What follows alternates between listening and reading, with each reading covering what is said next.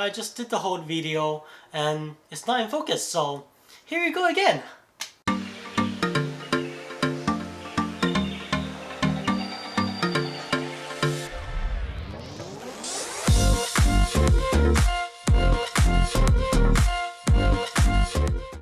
Hey, welcome back to Phil and Watches. I'm Phil, and today we're going to talk about the Oyster Perpetual 39 reference 114300. In this video, I'm going to cover some highlights about this watch, what I like and dislike, give y'all some specs, and advice about who this watch is for. So remember to like, comment, and subscribe because I'm running out of family members to watch my content. It's true! Thanks, wife! So I actually got this watch about a month or so ago from Vance. I met this guy on What You Seek forum and agreed to meet up locally. He was such a great guy, super easy to deal with, no problem whatsoever. Even took some pictures with him to celebrate the deal. So Vance, if you see this, I still need to get you a drink after the Rona is over. The box is your standard Rolex box, nicknamed the Green Goblin by me. I bought it for the box and papers, but it's great that Vance threw in the watch for free. I like how Rolex does it, just the basics, and doesn't give you huge boxes like Zenith or Frederic Constant. Here are the specs of the watch. It has a 39mm oyster case, which is the perfect size for all wrists. It has a sapphire crystal with AR treatment on the underside, then it gives you good legibility on its direct sunlight. It uses a 3132 decorated movement in-house by Rolex, but it has a very good and reliable movement.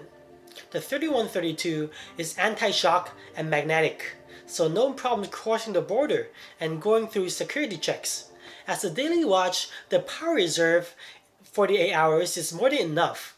However, the new Oyster Perpetual 41 have its advantage with 70 hours of power reserve. Then again, you're not going to want to put the watch down, so you don't really need it.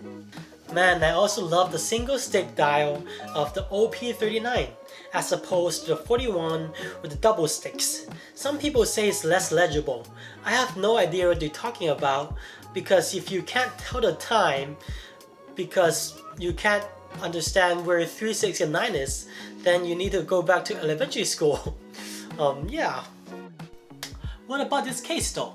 It has a 39mm case, a 20mm lug width, a 47.3mm lug to lug, 11.4mm thickness, and 100 meters of water resistance. The case is amazing. As you know, oysters are great for your libido, so it must be great in watches too. It has 100 meters of water resistance, so you could get very wet. It is just a comfy case and fits great on the wrist.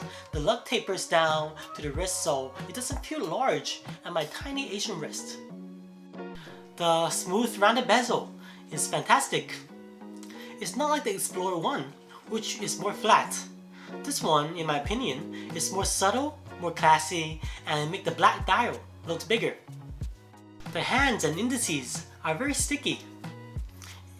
They're sticks, and I really dig this simple approach.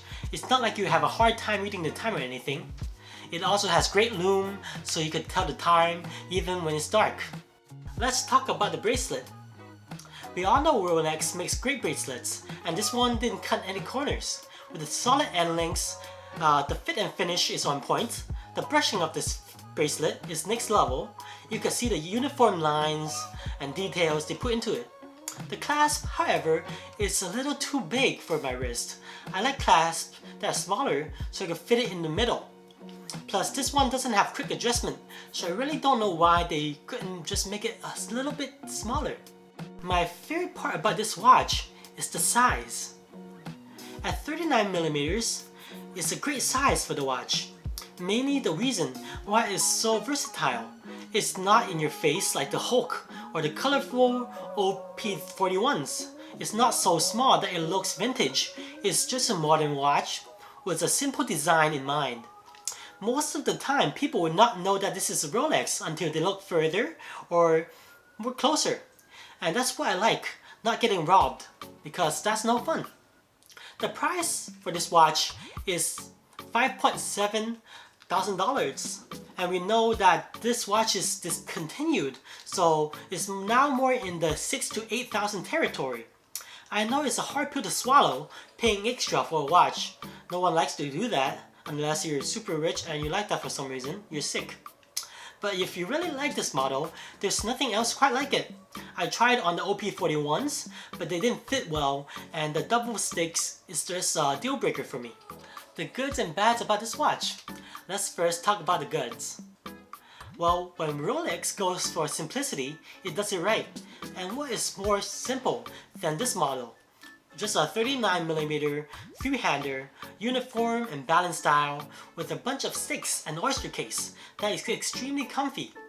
A watch that could handle a business meeting and a Corona beach party. The bads. It's sad that you really can't buy it at the MSRP anymore.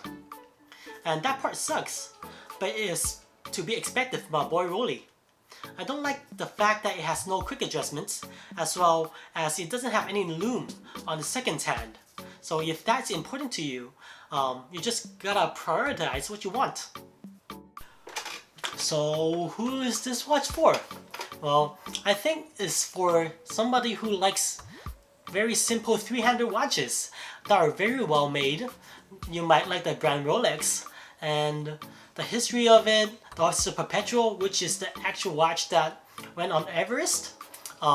There's great histories behind this watch, and if you just like a simple approach and good value for the money, I think it's the right watch for you.